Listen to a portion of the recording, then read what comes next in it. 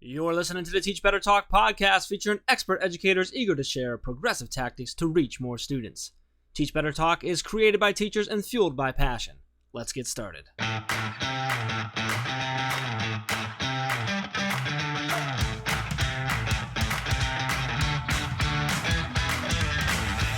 Hey everyone, welcome to episode 143 of Teach Better Talk. I'm Ray Hewert, and as always, I am with my techie friend, Jeff Gargis. Jeff, how are you doing? Techie? I think you've used that before. I have used it before, but no judgments, dude. I just wanted to say hi and ask how your day's going. I like that you act like I'm mad because you're trying to say hi, how's my day's going, but really you just called me your techie friend. You didn't ask me how my day was going. Yeah, I did. Why can't you just pretend like you like me for once on this stupid podcast? Come on. Ray, I do like you. Oh, gosh. You're my favorite person in the whole world. That's not true. It's fine. I mean, I have multiple worlds, so it depends on what world you're talking about. But anyway, I do appreciate you, and I'm sorry for already giving you a hard time, but let's face it, you'd think less of me if I didn't. It's true. You did just help me solve a tech problem on my computer because I'm trying to be cool and have a good breakthrough. Yeah, I was trying to be cool and figure out like video editing, and I literally know nothing about it. I'm like a fish out of water, a little uncomfortable. And Jeff showed me this cool tech tool. Let me show you guys. Hold on. It's called copy and paste. It's true. Well, you make it too simplified there. It was a copy and paste of a specific type of file that you didn't realize you could copy and paste between. Okay, the problem I've been having for 24 hours, people, 24 hours. I was like, how do you fix this one problem in this program I'm using? And he says, you could just copy and paste it. I'm like, man, why didn't I think of that? You do such a good impression of me. It's so spot on. That's how you sound in my head. Yeah, so that's exciting. That's fun. I'm glad that we're about 2 minutes in and this is where we're at. So I was thinking, we were talking before about, February is kind of a fun month. We got a lot of cool stuff going on this month. We do. So I was thinking maybe let's share some of that. So I'm excited about the fact that am I allowed to give away what we're doing? The giveaway? Yeah, here's the problem, Jeff. If we're going to talk about February, I want to know, we should stop recording and maybe talk, because there are about, not to be dramatic, I'm literally counting, there are at minimum 4 big things going on in February. So if you don't want me to spill all 4, you need to give me a hint at what we're not allowed to tell. I don't, you know what? I'm not sure what all 4 are. So let's just, hey, you know what? If you're listening, you get it, you get it. If you're not, you don't. All right. So you want to talk about the giveaway then, huh? I want to talk about the giveaway, yeah, because I love this. So we did this 2 years ago, and it went pretty well. And we're like, hey, let's do it again because this was fun. And then we did it, and it went ridiculous. And so we're like, hey, let's do this more often.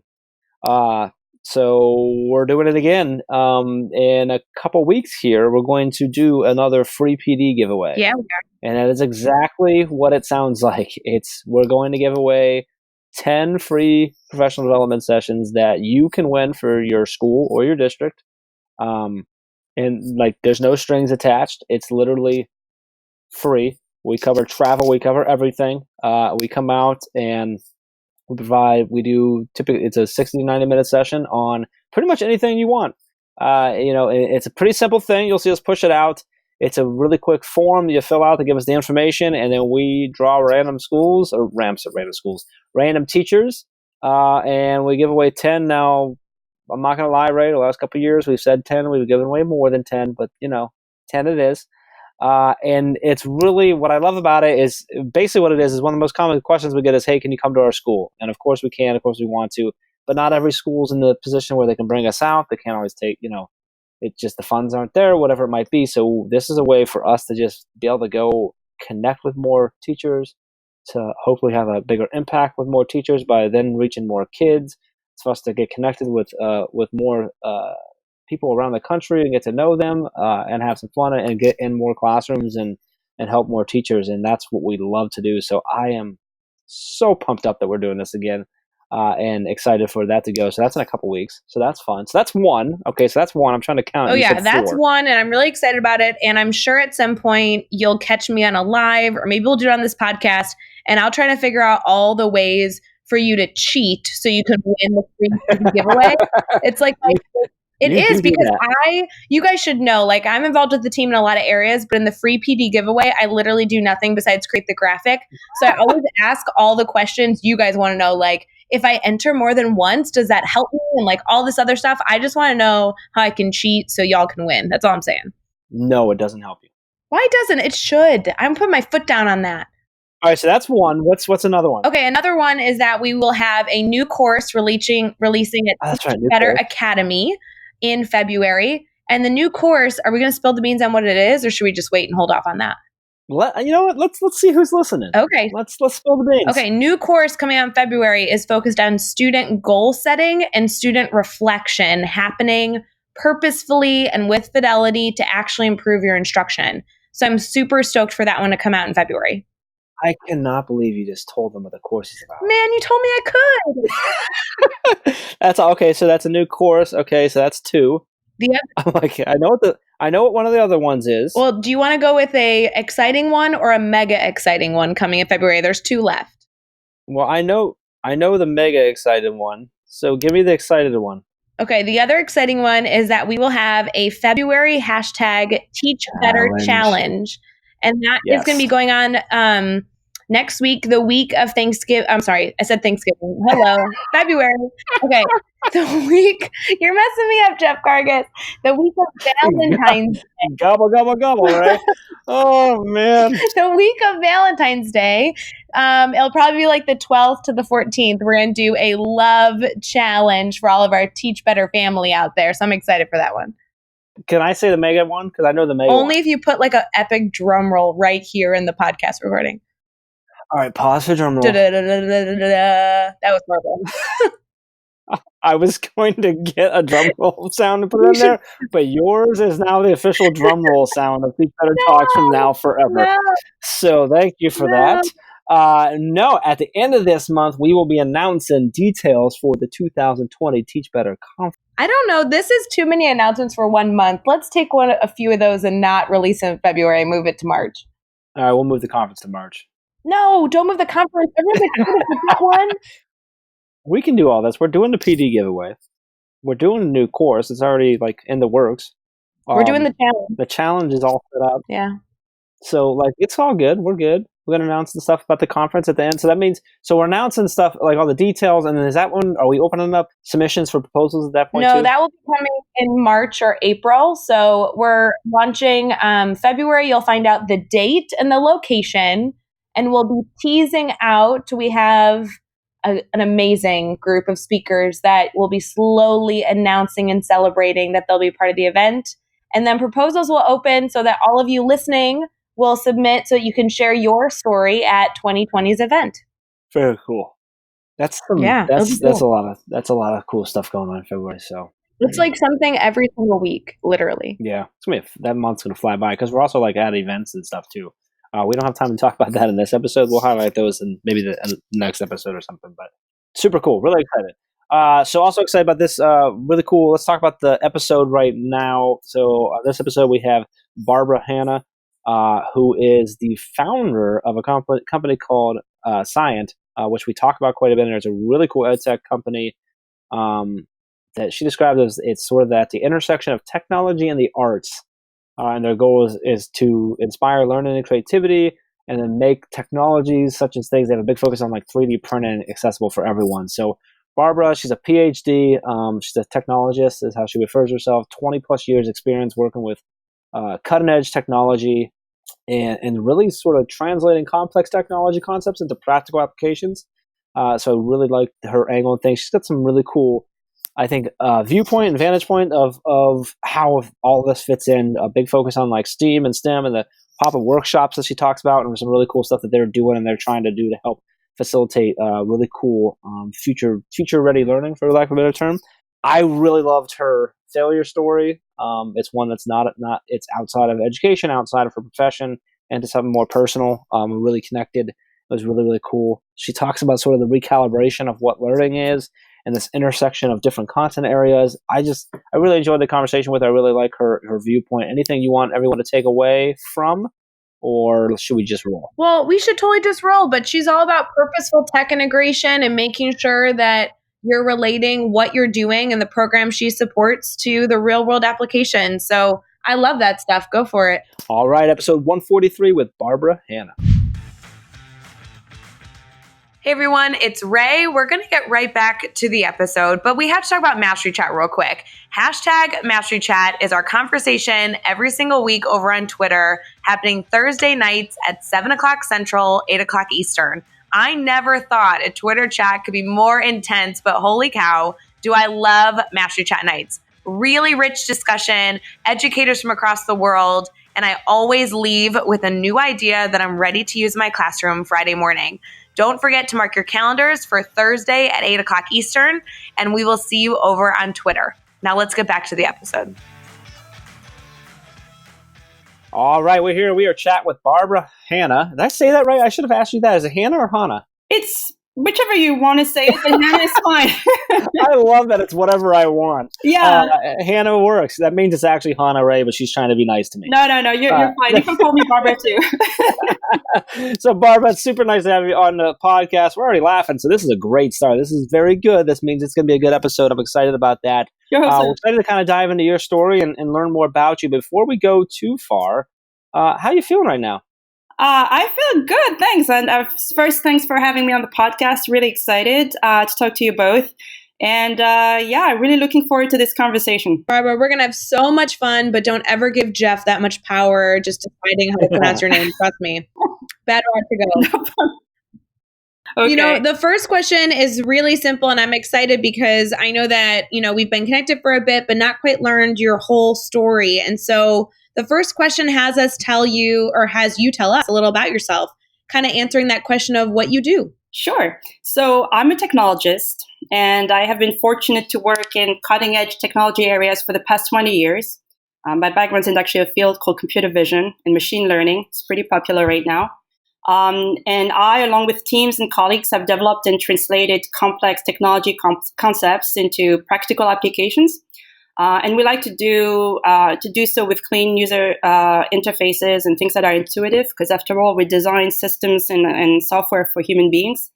I happen to be also particularly passionate about fostering technologies that educate and connect individuals. And I also have a deep appreciation for the arts and design. So in the past few years, I've been building a company called Cyant. It's a business that is using emerging technologies to foster learning and creativity. And our goal is to offer tools that are accessible to use and easy to use, and experiences such as STEAM workshops, so that people of all ages, particularly kids, can learn easily and create by the connection of art and technology. All right, so you kind of touched on it, so now I want to have you dive a little bit further into it. So science kind of take us into from an educator's point of view. What are you doing? What are the opportunities there? What's available for an educator to utilize, or what are you trying to build for educators to utilize there? Can you kind of dive further into that? You mentioned about the workshops and things of that nature. Can you Sure. give us a little more of that? So the first things are tools, and we're particularly focusing on 3D printing and related technologies right now, because this is a technology field that's disrupting industries from education, jewelry and fashion, to manufacturing, healthcare, and space exploration. So kids of today most likely will have jobs that involve 3D printing, or need some skills that are related to 3D printing. And what we found with 3D printing and related technologies is that they can enable all types of people, from creatives and designers and makers to doctors and scientists, to be able to bring their ideas to life at lower cost and increasingly using sustainable materials, design, and production options. But what we've also found is that it's kind of an area that remains difficult to learn and access for many. So this is why we created our app Science Lab, to kind of let people of all ages, no background, easily and intuitively create 3D models and print them. And we've done so focusing on something that humans have known and been doing since prehistoric ages and are still using. It's drawing. So we wanted to, create tools and interfaces around a very simple human experience, as I mentioned, drawing. As far as, how we want to support teachers and educators, I think there are several areas. First, as I mentioned, we want to help prepare kids for the future of work, and open up the world of 3D printing and digital fabrication to a lot of kids. There are a lot of areas where we can help kids learn. One is 3D printing materials, see how 3D printing is used in the real world. And we've actually created a series called Scientists We Love, where we showcase innovative scientists, engineers, artists, and designers that work at the intersection of disciplines and use 3D printing. So it's really concrete what those people do. And that's also content that's in the app. Another thing is we want to make more 3D printing options available in the classroom. A lot of teachers have access to desktop 3D printers, and that's great. That provides a first access to 3D printing in the classroom. But we've also made it possible for people to order from 3D printing services. And the advantage of that is you get exposed to more materials, not just plastic. So it gives, also that angle. But you also get exposed to more technologies. There's, more to 3D printing than some of desktop 3D printers that people see sometimes. And it's important for kids to learn to start appreciating the differences. Another area which is, I think, really important and become a great topic of conversation is park learning and creativity. So just by providing tools around drawing, I think we offer kids the opportunity to use their imagination and be pretty, use their unique skills and thoughts to create things. But at the same time, we've provided templates and grids and made it possible for kids to use things like photos to come up with ideas. And we provide tools that kind of fit in the classrooms, like, measuring tools, compasses, so that kids can really translate what they learn digitally with what they learn in the physical world. And, last and foremost, we want to make sure that learning and having access to these skills is available to everyone. So we've really focused on designing a very simple and tactile experience that kids can get to learn without particularly having particular learning abilities. So, they can just focus on what they need to create in their projects as opposed to focusing on learning the tool. So hopefully that gives you an overview of our goals and what we've decided to do with Science Lab.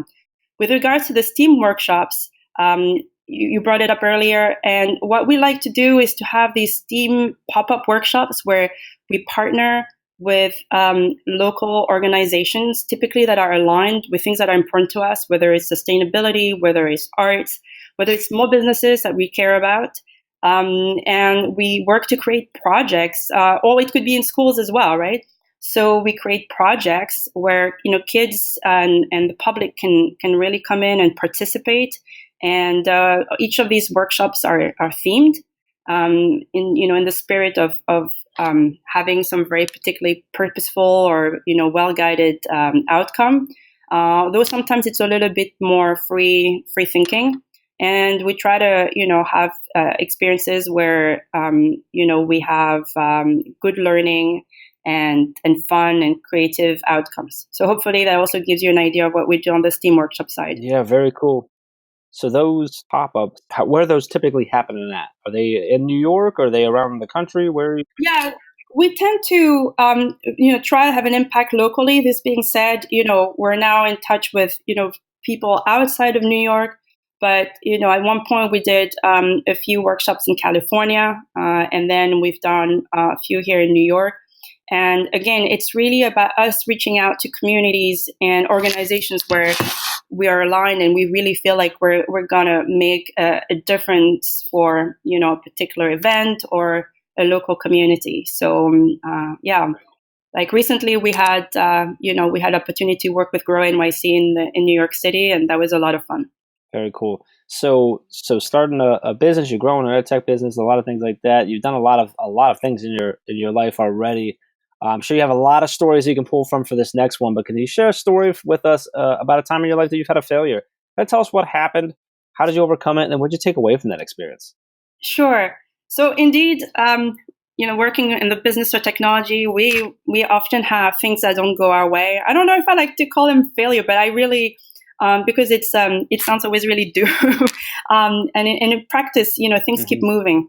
And speaking of keeping moving, I just thought actually of one example that, and in the spirit of making connections, which is, something important at Cyant, that is not related to necessarily business or technology, but I think that's been a really good point of learning at some point in my life.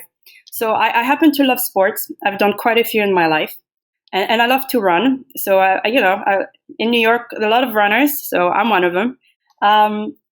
And a few years ago, I entered. I was training for races, and I kept setting goals for these races, and I entered one, and I was really, really determined that I was going to hit a goal. And I had really looked forward to that run. I started, it was I think early summer day, but it was a little sticky and a little hot.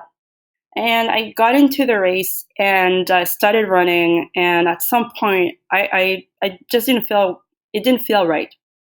And I think at this point, I started feeling like I was a little, running out of steam. I just started feeling really upset because I had this goal, and I started feeling like I wasn't going to be able to accomplish it. And this is where I think I had this little breakdown, and this is where the learning moment happened. Not just so much of the breakdown, but what I thought after it. So I decided, and it's really the only race I've ever done this, I decided to stop, and I just quit the race. And it was a total breakdown because I never do. And I just, but at that point in time, I wasn't really thinking. And I left the race thinking, well, was that the right thing to do? And in hindsight, I really regretted doing this. And I considered this a failure because like I said, I never like to quit a race. But it's also the failure at that point in time was to rethink my frame of mind. I let the conditions of that moment completely overtake my thinking. And instead of rethinking what success meant at that point in time and how I was going to, recalibrate my goals to, achieve what I wanted to achieve, I just said, okay, it's all or nothing. I'm doing this or I'm not. I'm not doing it. Therefore, that's the end of that story. And as after I sat down and looked back on this, I'm like, well, I could have finished the race. I might not have done quite the time that I wanted, but I would have been more satisfied, had I finished the race. So the reason why I think it was important is because after that, and I think I really kept that thinking through a lot of other things I did, is I never let myself, quit a race or stop the project or do anything. Because it's really about reframing. If something doesn't go right, that's, sometimes there's nothing you can do. The conditions aren't right. Maybe it's the weather. Maybe you had something to eat the night before that didn't quite work for you. Or, maybe you don't have the right people to pull around you to get the right advice or move forward. But it's no reason to stop. It's a reason to pause for just 1 second and think, okay, maybe I can't quite meet this objective at this point in time. But what are the things that I can actually achieve now, given the conditions around me and the conditions within me, and rethink success so that you are actually moving towards the next goal. And ultimately, over the long run, you will achieve that success. Does that make sense? Yeah, it makes a lot of sense. Absolutely. Yeah, that's powerful. So, and the reason I like this running metaphor as or example as well is, in technology, we have this thing called it's methodological agile.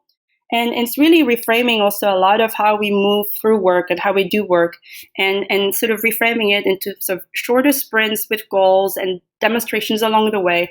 And so it's never, quite of a kind of very monolithic goal and success or failure. It's always these kind of shorter iterations where you kind of constantly adjust and you keep moving. If that also makes sense. Yeah, Barbara, I think that's so powerful. And, whether it's the advice that you shared in your failure or even just the focus you have on, with the company, the work that you guys are doing, it's purposeful integration of 3D printing. And you're focusing so much more than teachers saying, oh, I have access to a 3D printer. Great. I'm going to make every kid's going to make a keychain. Like, okay, but what are they actually going to do with it? Where can they see it in the outside world? How is this relatable to their futures?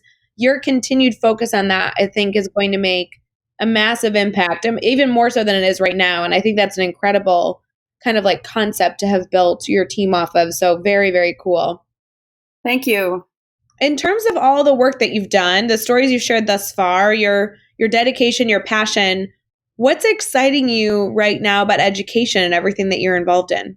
Oh my goodness, quite a lot actually. And I say this both seeing what, so I'm a mom, by the way. I have a teenager. So I've followed also how he's gone through those years of education compared to what I had as a kid, but also seeing the conversations from teachers all over the country and beyond. We're in an era where we can share so much, where conversations flow through social media, through so many outlets. So it's really exciting. So there are a few areas that keep me very keep me thinking a lot. One is, we just talked about the future of education and the future of work. And I really see so many emerging technologies. And as I mentioned, I'm a technologist, so it's always really interesting for me to think about how can we best educate kids, give them a glimpse of what's to come. I don't think they need to be experts necessarily, but just get excited about the opportunities, and so that when they're ready to specialize or ready to dive into a topic, they don't feel intimidated.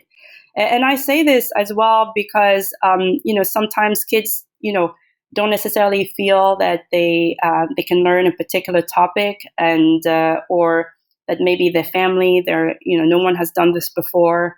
Or, maybe because of their gender, one way or the other, this is not an area that they should, pursue. And luckily now we're able to kind of combat a little bit some of these thoughts, and to let kids know that they can really, do and be anything, but also, be thoughtful about how they approach, all these future emerging technologies. So that's one area. Another area that gets me excited is to continue to see how people are increasingly valuing the intersection of disciplines. I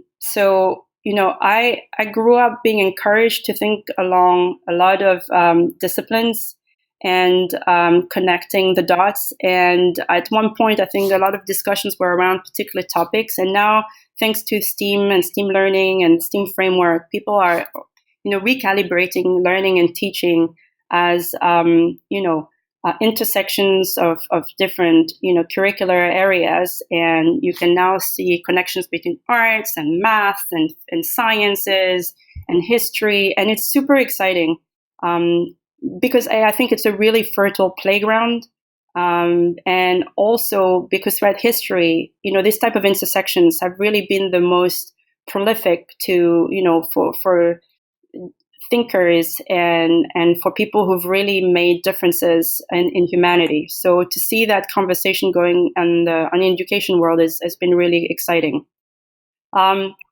And finally, on the sustainability side, which is an area that's really important to me, I feel like we're at a time where we have an opportunity to really also teach kids about cause and effect, about really designing and producing things with the end of life of an object as something to keep in mind, and we can also start get kids to appreciate circular design, circular economy, how to create things with more respect for the impact on nature, with the impact on the world around them and other human beings. And we see now nature as a source of inspiration, and with areas such as bioinspiration and biomimicry, which is very exciting. I could go on, by the way, so stop me because. No, this is great. I love the sustainability piece is really great. The recalibration of what education is, and that talking about the intersection of different concepts, stuff like that's really awesome. It's super that is super exciting. I love that that's a passion of yours, and I was just loving how many things have you excited about. That's so cool. I love it. So I'm gonna make you go on to this one though, and we're gonna have some fun about this because Ray always gets excited for this one. So we're gonna do the next 6 questions. Woohoo. Your goal is to answer each one in 15 seconds or less. Are you ready for this? I'll try. All right. So now this first one though, I gotta say it cannot be your own EdTech tool. Fair enough. All right, here we go. First one. What is one EdTech tool or just tech tool in your life that you cannot live without? Okay, 2, Dropbox calculator. What is a book that you're reading right now? So I'll talk about a trilogy my son and I have been into. It's by Neil Shusterman, if I said it correctly, with the first book called Scythe. And it really not only is it an engaging story, but I think it raises interesting questions about humanity and empathy and all sorts of things that technology can actually create. So I'll leave it at that. Who do we need to follow on Twitter or Instagram today? All right, so that was really hard because, well, I have a mixture of sometimes not always, being the most active on social media, but when I do, it's super eclectic. So I like to provide 2 Twitter handles. One is by this artist and art educator called Corinne Okada Takara. And she always has super interesting ideas and projects, and she dives into biomaterials, and it's always super interesting. There's another lady called Julia Dweck who talks and tweets about STEAM, and I've always been impressed how she's extremely active and also engaged in all sorts of projects and technology. So we like her a lot. I could go on. It's really tough. That one was a tough one. We'll take those 2. Those are 2 good ones, I think. So give us a good YouTube channel or website that educators can learn from. Can I cite yours? Sure, yeah. I'll give you your $20 later. That'd be great. Bingo. All right. Now, and here again, very eclectic. So I would encourage people to also go outside of the education world, in addition to yours. We tend to really look at all sorts of sources. There are sites like Colossal, Zine, Design Milk, and that offer a lot of great, views inside of the design world, 3D printing industry for 3D printing news. And, I could go on again on the type of websites that are interesting, but certainly for us, it's a huge range of website that we could advise on. Give us a daily, weekly, or monthly routine every teacher should get into. That one's hard because I highly respect the work of teachers, and I don't pretend to be able to provide the best advice there. But I think breathing would be getting into breathing would be a good advice and a daily routine for everyone. I support that one. Ray knows that. I talk about my breathing routine in the morning all the time. So, yep. Lastly, what is the best piece of advice you've ever received? Oh, my goodness. I have had a lot of good advice. I've been very lucky. One of them, I'll just probably circle back, and I think just to bring it full circle to the question of success and failure. And I think, and my mom, I credit her for a lot, including the education I got. I was very lucky to have a mom who valued my education as much as I did. But one of them is she also early on taught me to, set the best condition to succeed in the goals I set out for myself, if that makes sense. Makes sense, yes. Love it. So that the success was also determined by how well I set it up myself. Mm-hmm. No, I get that. That's awesome. Barbara, you shared so much insight. I know that our listeners are going to want to connect with you and learn more about the team that you're building, the company, the tools. Would you mind kind of sharing how everyone can stay connected, whether it be your Twitter, Instagram, maybe a website, kind of anything that they can use to connect with you? Absolutely. So we're on Twitter, Instagram, through the handle I'm a Scientist. And on our website, you can definitely find more about what we do, www.cyant.co. We also have a Facebook page. Also, I'm a Scientist, so we kept it simple for everyone, and same for Pinterest. We do have a YouTube channel, and that's accessible through a search, but it's you can find it. If you Google search, if you Google Cyant and YouTube, you'll find it. Sorry, we haven't taken care of the handle there. Yeah, so just so if for those of you listening, the scientist is spelled Cyantist. So IMACYANTIST. You can find them everywhere on that, and that's Cyant.co as well. So Yeah, we had fun with the puns. I love it. I think that's really, really cool. So you can find all the links, resources, everything we talked about and mentioned in this episode over at teachbetter.com, as well as the really important links for connecting with Barbara and seeing everything that she has going on and keeping the conversation going. So make sure you head over to teachbetter.com for all of that. Be sure to hit subscribe so you don't miss any upcoming episodes. And if you can give us a rating and review, we'd really, really appreciate that as well. And let's keep taking this one step further. Think of just 3 of your colleagues who need to hear this amazing story and share this podcast with them. Barbara, this was a lot of fun. I really love your perspective on things. I loved that your failure story was actually connected to running. I didn't get to get in there, but I'm training for my first marathon. I've had a lot of ups and downs with it. It's been really cool, so that was really neat for me. I love your passion for what you're doing. Super excited to watch Cyant grow and continue to impact others and provide value. I'm super happy that you were able to come on. Really, really appreciate your time and everything. So thank you. Thank you to both of you. It's been a lot of fun, having this discussion, and thank you so much for having me. And until next time, let's get out there and let's teach better.